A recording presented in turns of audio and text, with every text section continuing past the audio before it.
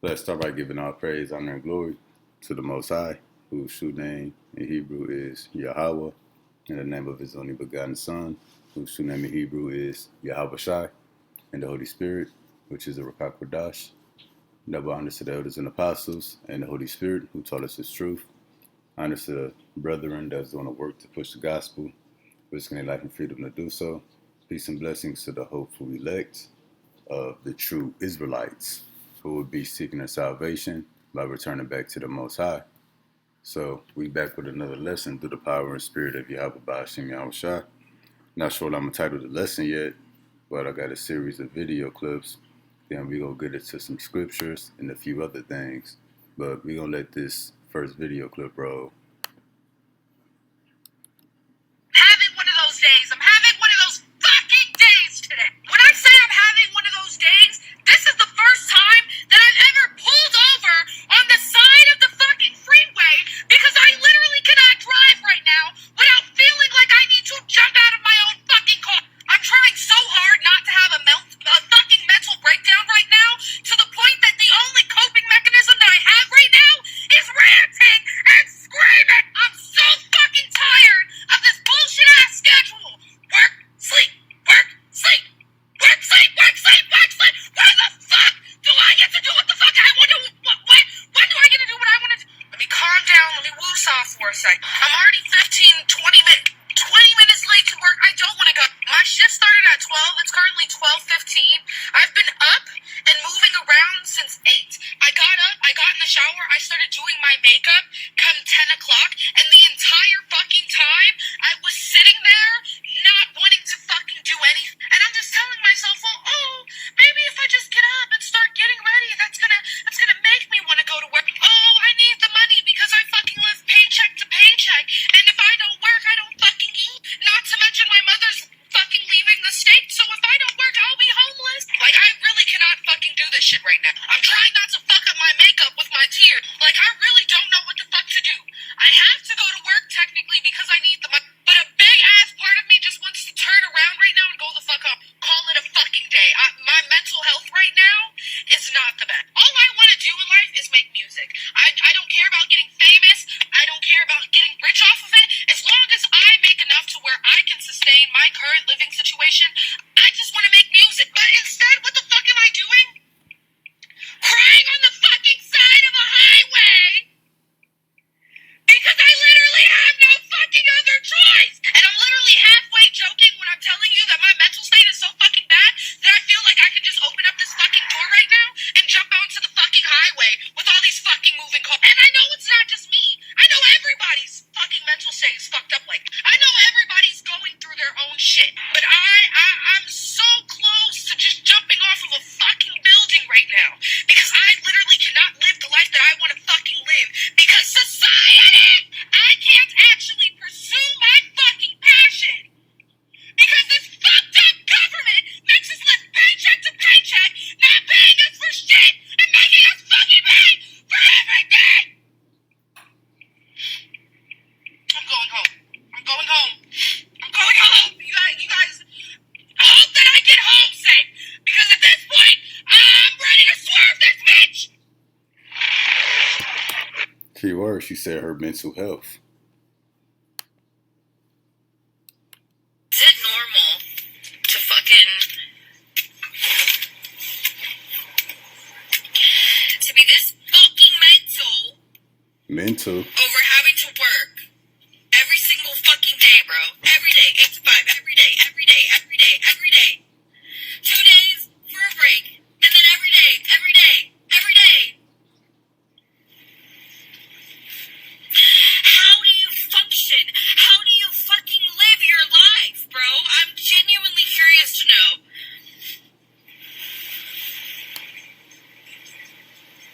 I'm like screaming to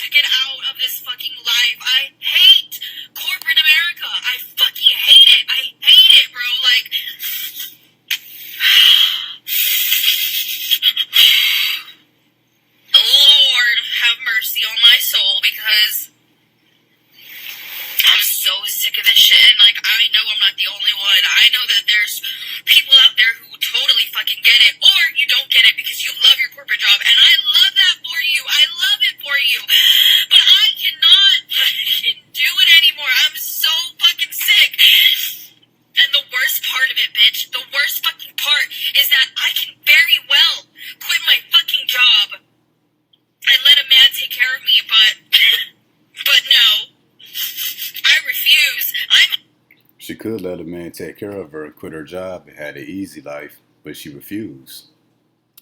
For independent. What the fuck?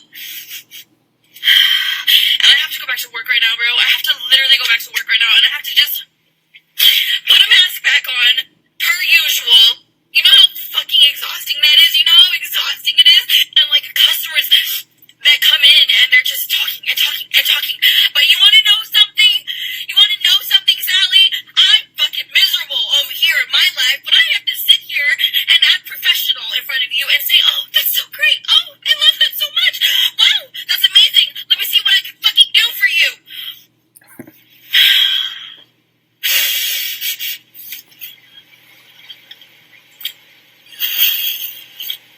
I'm gonna fucking open an OnlyFans, Excel feet pics or something, because I don't even have a fucking napkin, bro.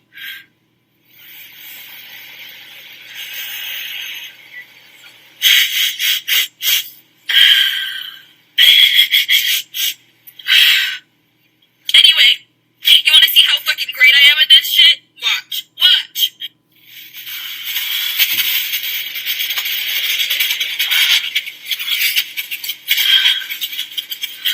Imagine that. Imagine that. My day's not over after 5 either. Volleyball, daycare, pickups, dinner. I swear I'm gonna stop fucking crying on the internet. I swear. Don't fucking come for me, girl. Y'all are the only friends I fucking have. On top of that.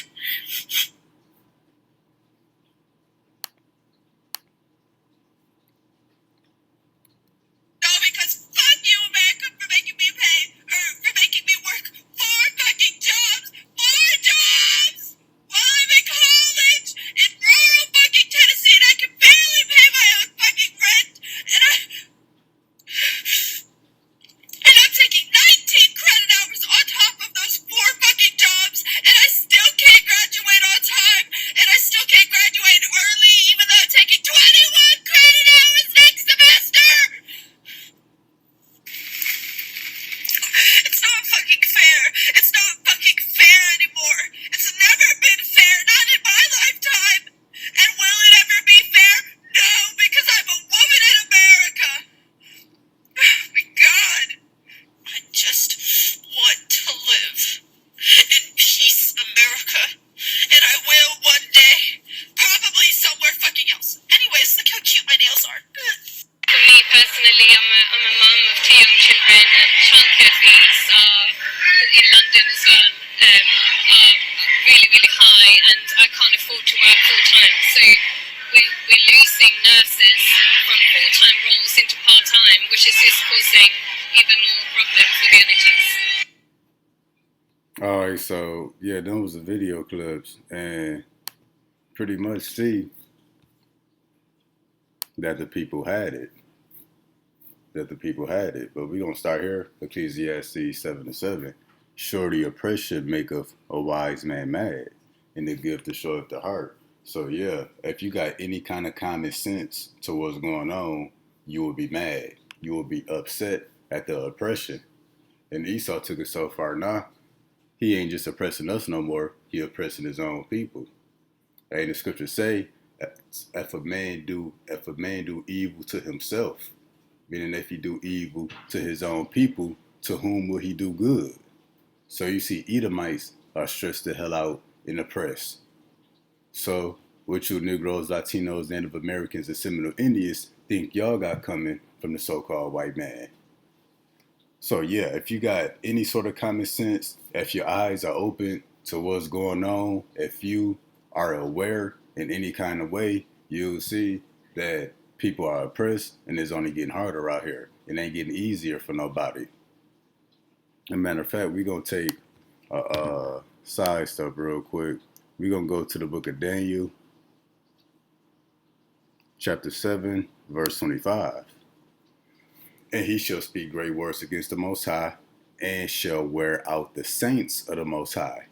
And think to change the times and laws, they should be given into his hand until the time and times and the dividing of times. So it says that the saints of the Most High will be wore out. But all people are wore out. You know, even the wicked. All right, so now we're going to jump to the book of Jeremiah 51:7. Babylon hath been a golden cup in the Lord's hand that made all the earth drunken. The nations have drunken of her wine, therefore the nations are mad. And what would that golden cup, what would that wine be? It would be a metaphor for Western philosophy, Western philosophy, or being westernized, feminism. You know, women come over here to America and lose themselves. Thanks to the internet, women in these other countries, they losing themselves. They uncovering themselves. They rising up against their men, being disobedient, turning into whores. They are out of order. Pop culture. Everybody want to be an entertainer, a rapper, an actor, an athlete. Occupations that really offer no skills to society. Or everybody want to be independent. You know, women want to be independent. And what Esau did is he broke up the family structure. Because now women want to be independent. They want to live on their own without a man. And for the longest of time, you know, men were cool with women having their own job, having their own money, and living with them. But the women want to live alone. And then the women got so prideful and bitter that men like, you know what, I don't even want to live with a woman. I could live by myself. You know, the man like, I live by myself. I just sacrifice certain luxuries. But that's why the women going through it the hardest, because they want things that only a two-income household can afford. Women want two household income luxuries off of one income. You know, there's only certain things that you can get with a one income in a household. Hey, men know how to live without that stuff, but not the women. But that's why it says the nations have drunken of her wine, meaning they got drunk off of Western philosophy, being independent, feminism, going to college, racking up student debt. Now you broke. Now you can only get certain jobs. And going to college and getting a job used to work. Now it's a scam. They keep changing the curriculum. They keep raising the standards, the credentials of what's required to get certain jobs. And then they keep raising the price on schooling. You get hundred thousands of dollars in student debt to only make 50, 60,000 a year. That's the ultimate scam. And then we see how worthless these degrees was during the pandemic. It really came down to the essential workers, warehouse workers, retail workers, stuff like electrician, construction, plumbing, stuff that's actually needed to build and maintain a society. So yeah, the nations have drunken up her wine, therefore the nations are mad. Got the kids all out of order. You know, this internet age, everybody on the internet, brainwashed, distracted, hookup culture. You know, women used to would get married at a young age. Now they got, you know, choices all over the place. And that's destroying the family structure. That's is destroying the society. So what Esau the white man has did, and Babylon, which is America, you know, it got the whole earth drunken off of Western philosophy.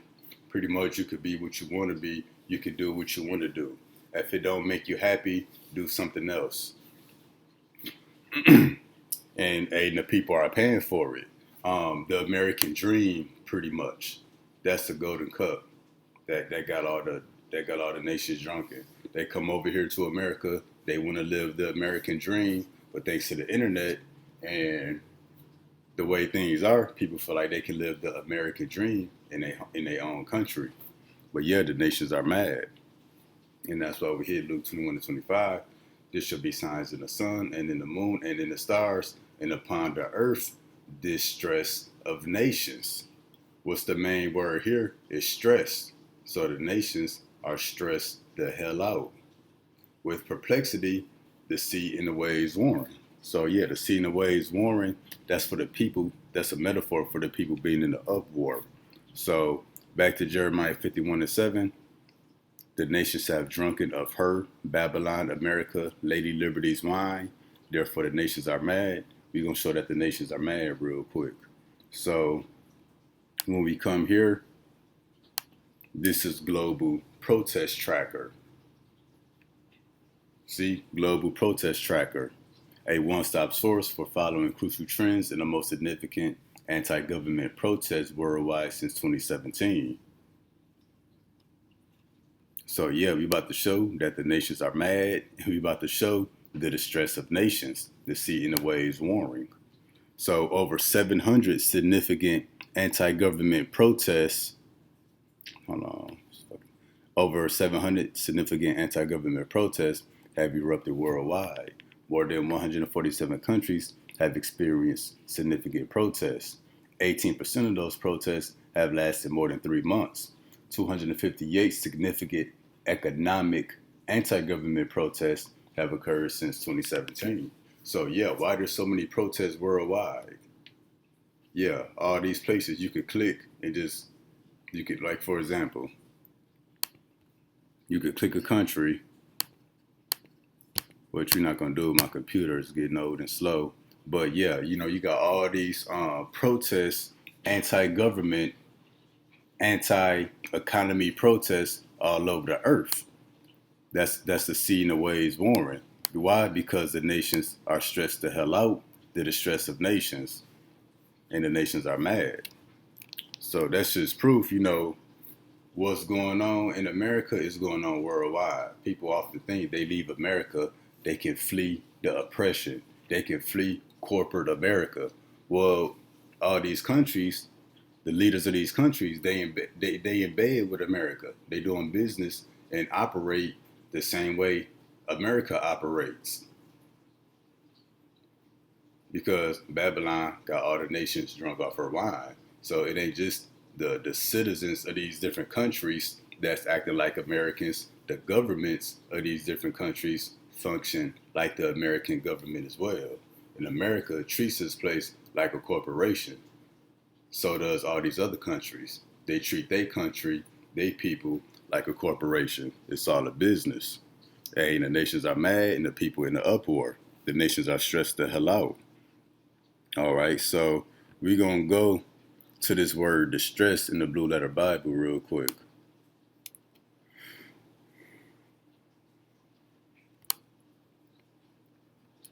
Distress. Strong's G 4928. Sunache. Sunache. Strong's G 4928. Sunache. Sunache. So distress, main word, and that is stress. And let's see the definition of it. Extreme anxiety. Don't people suffer from depression, anxiety, schizophrenia, all kind of mental disorders and mental diseases, sorrow, or pain? That's a word for distress. Extreme anxiety, sorrow, or pain. And you see, all those women that we showed are extremely sorrowful. And I know quite a few women personally, they all suffer from anxiety. On the job anxiety for the things they got to deal with in the real world. But let's continue.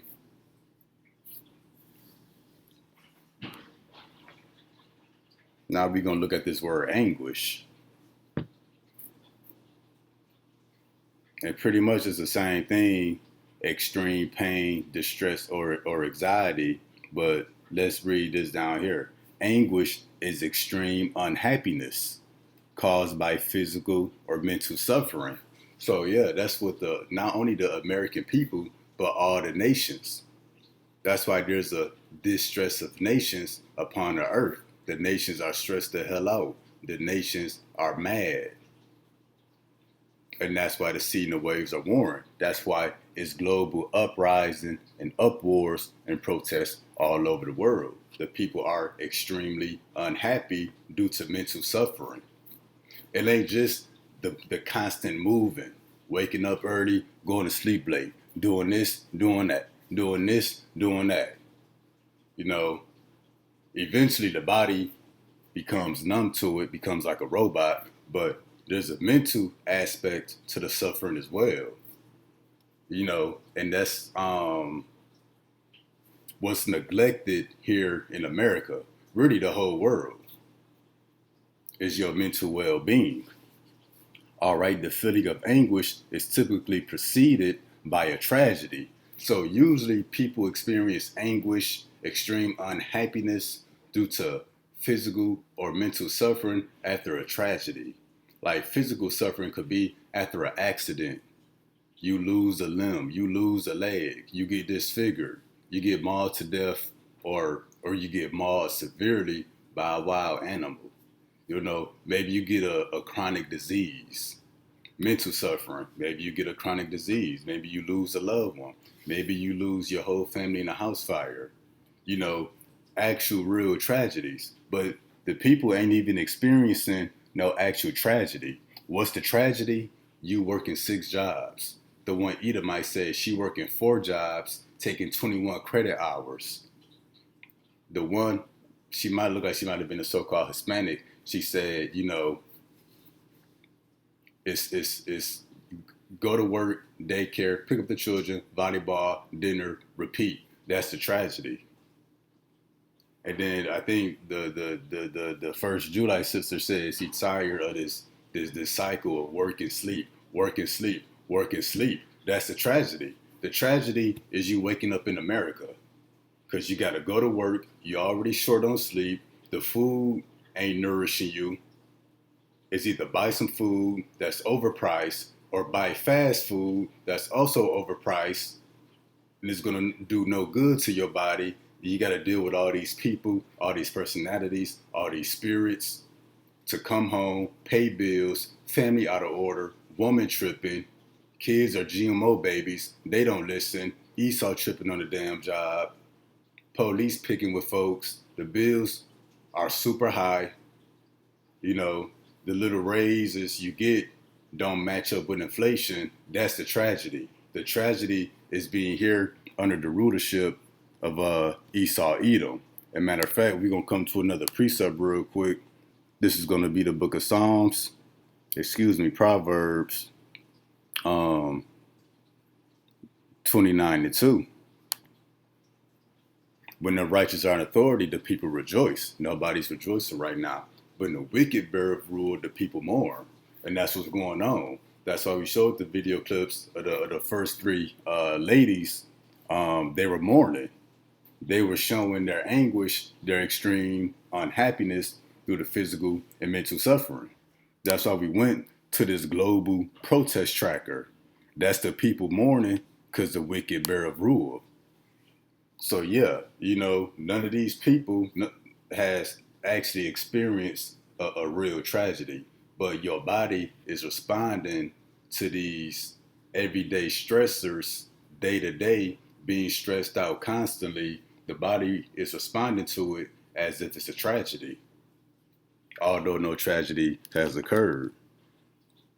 All right, so now we're going to get the book of Ecclesiasticus, better known as Sirach, also known as Sirach, chapter 25, verse 13.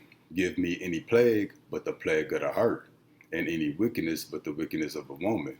But heart means your mind. So give me any plague but the plague of the mind. That goes into mental suffering, mental illness, anguish, distress, stress the hell out, anxiety, depression. And people got insomnia, can't sleep, mind constantly running. You got, you know, on the other end, you got people who refuse to leave the house. And especially here, you know, I done met so many Edomites. They are matter of fact, we're gonna say that. Let's get to this next thing. So give me any plague but the plague of the mind. So yeah, you know, a physical plague, a cut, a bruise, even if you lose a limb, you know, you can adapt to that. But the plague of the mind, hey, that's a whole different, hey, that's a whole nother level of suffering. All right, so we're gonna show this real quick. Hey, this is something I got in the mail uh, from my job. Well, yeah, let me show this real quick. So this is a plague of the mind. So check this out. It's pretty much access to a no cost mental wellness coach or a therapist. So it says, the middle of it says, be kind to your mind. Well, what's one way you could be kind to your mind? Really, if we just stop going to work and paying all these bills. But it says tired of being tired. So my job is already letting you know that if you work here, you're gonna be tired constantly. And it ain't just my job, it's all the jobs out there. So tired of being tired. So really say tired of being stressed out. While occasional shifts in sleep and patterns can be normal, prolonged sleep disturbances can impact your mood, energy levels, even your physical health, but also your mental health. Why? Because the distress of nations, the mental suffering that comes with dealing with this place day to day is always something. You never get a break. Get root of what's keeping you up at night with access to expert support for chronic sleep challenges like insomnia, self-guided lessons, one-on-one coaching to improve your sleep habits, confidential, no-cost therapy sessions with a licensed provider for whatever may be keeping you up at night, meditation, breathing exercises, soundscapes to help your mind. Scan the QR code, etc. What else to say? Discover my mental health resources. Meet with a licensed mental health provider for up to 20 sessions per year at no cost. Get peer-to-peer chat support 24/7 to connect with people going through similar challenges.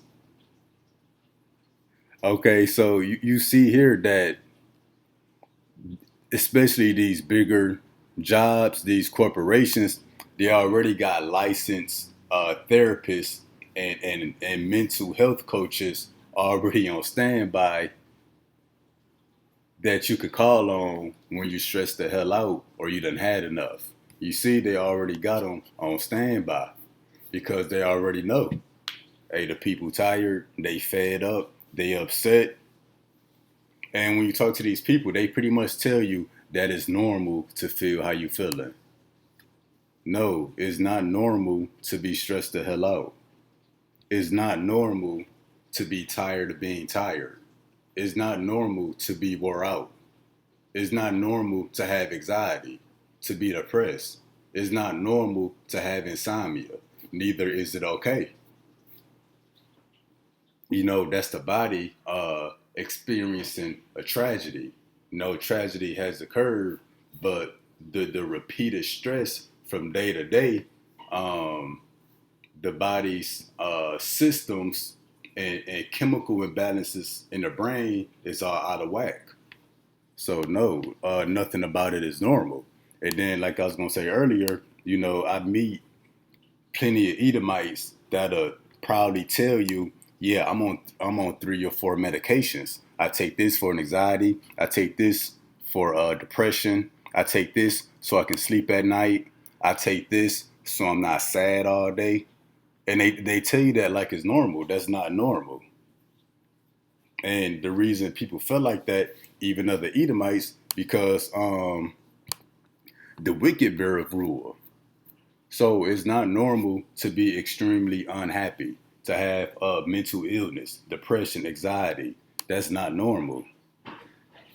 But that's why Sirach 25:13, give me any plague but the plague of the heart or a plague of the mind. Because because anywhere the mind goes, the body follows. So once you got a plague of the mind, you out of there. From either killing yourself or somebody else,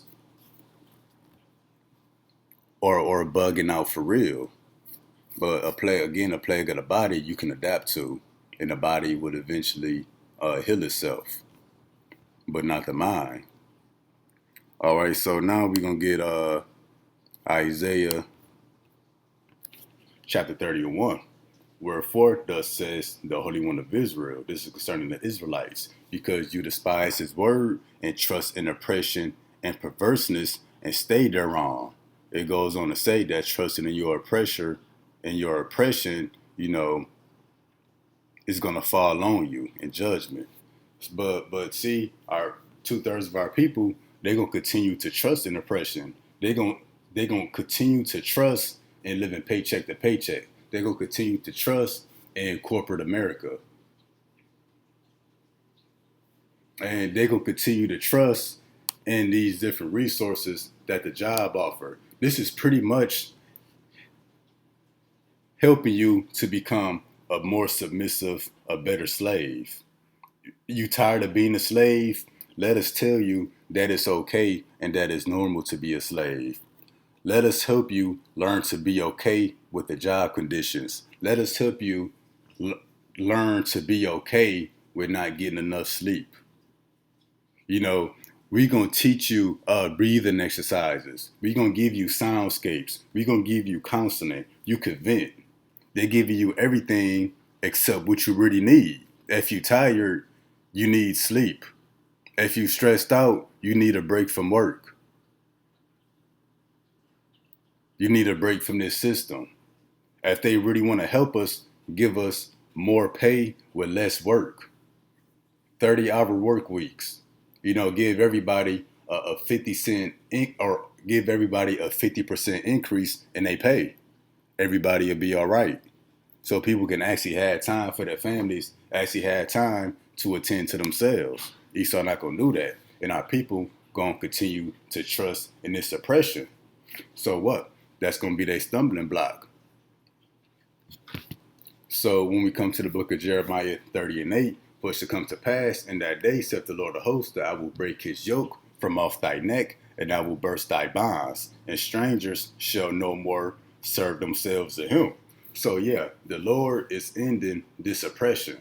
Rather you be of the 1/3 remnant of the elect who breaks away from society, who detaches from this oppression and turn back to the Lord, or you continue to trust in this oppression. The Lord is ending this oppression. That's why it says that the Lord will break his yoke from off our neck and will burst our bonds. What's this yoke on our neck? What's this bond? It would be the money system. That's the only thing that got us attached to this place, is the money system. Because what's the saying? You don't work, you don't eat. So our ability to live and to take care of our loved ones is through the money system. That's the only thing Esau really got over us. But the Lord says he's going to break our yoke and our bonds. And how's that going to happen? It's going to come with the collapse of the dollar. The Lord is going to crash the dollar. The lights are going to go out. Nobody will be able to work. Nationwide blackout, cyber attacks. Nobody will be able to work. That's how the Lord is going to end this oppression. So it would be best that you turn back to the Lord now and begin to trust on him so that you don't continue to trust in this place. Because trusting in the Lord, as you're about to see, is going to lead to our escape, lead to our salvation. And it shall come to pass in that day that the remnant of Israel and such as are escaped of the house of Jacob. So those who actually escape this place, those who actually receive salvation, shall no more again stay upon him that smote them, meaning shall no more trust on them that oppressed them, but shall trust upon the Lord, the Holy One of Israel, in truth. So those of our people, as we see, that escape of the house of Jacob, they already escaped this place mentally. Because it said they would no more again stay or trust on their oppressors, but they will stay or trust upon the Lord. Trust is dealing with the state of mind. And there will be the people who are already detached from this oppression, America, or wherever else in the world they may be living. So yeah, us no more trusting on our oppressor, detaching from this place mentally, that's going to contribute to our escape. That's the beginning stages of it. Yeah, because it's going to be no more relying on the money system, paycheck to paycheck. It's going to be a blackout. It's going to be all chaos out here. So you're not gonna no more depend on the white man or his money, his food stamps, his Section 8, uh, uh, uh, uh, all the government assistance. You're gonna no more depend on that. But you will still have to eat and drink and be protected. So how is that gonna come? Well, Psalms 55 and 22. Cast thy burden upon the Lord, and he shall sustain thee. He will never suffer the righteous to be moved. So yeah, all of our burdens, it's not gonna be on Esau. It's not gonna be on the money system. It's not gonna be us trusting in oppression no more. All of our burdens. What we gonna eat? Where we gonna sleep? What we gonna drink? How we gonna be clothed? How we gonna be sheltered, protected? We gonna cast all of our burdens on the Lord. He's gonna sustain us.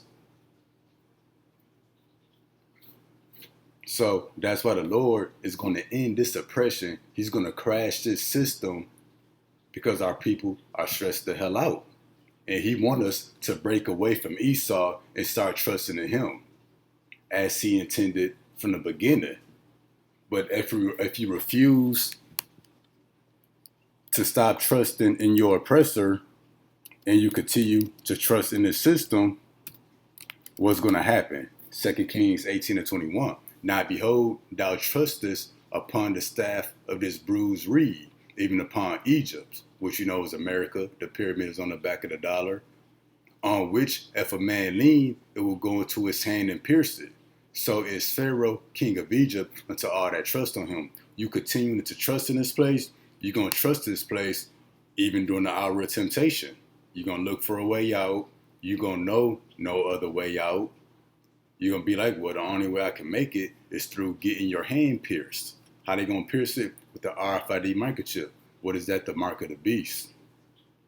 So yeah, that's the importance of escaping this place mentally detaching and trusting on the Lord. So that you don't be moved when this place is moved. But yup, hey, that's it for this lesson here. Lord, with us edifying. Until next time, Shalom.